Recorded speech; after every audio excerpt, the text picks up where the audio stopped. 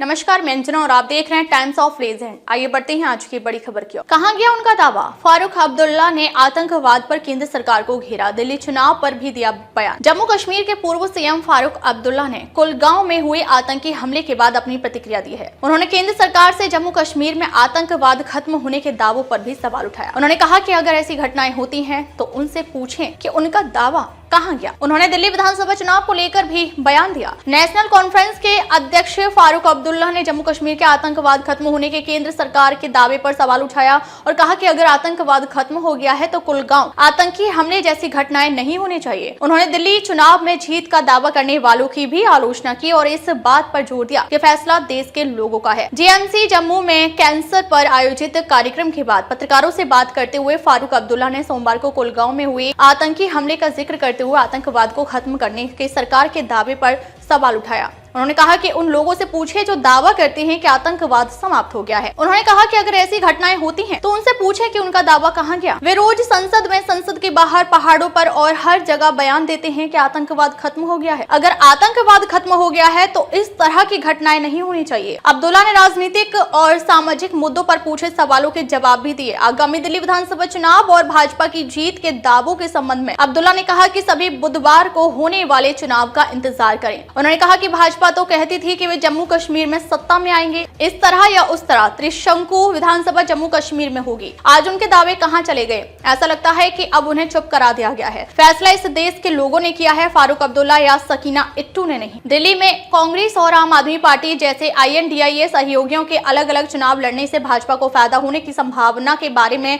अब्दुल्ला ने गठबंधन पर इसके प्रभाव के बारे में अटकलों को खारिज करते हुए कहा कि अगर मैं भगवान या अंतर्यामी होता तो मैं इसकी भविष्यवाणी कर सकता था, लेकिन मैं एक साधारण आदमी हूं। फारूक अब्दुल्ला ने कहा कि मुझे क्या मालूम कौन आएगा और कौन नहीं आएगा। मुझे यह भी नहीं पता था कि हम यहां जम्मू कश्मीर में आएंगे या नहीं।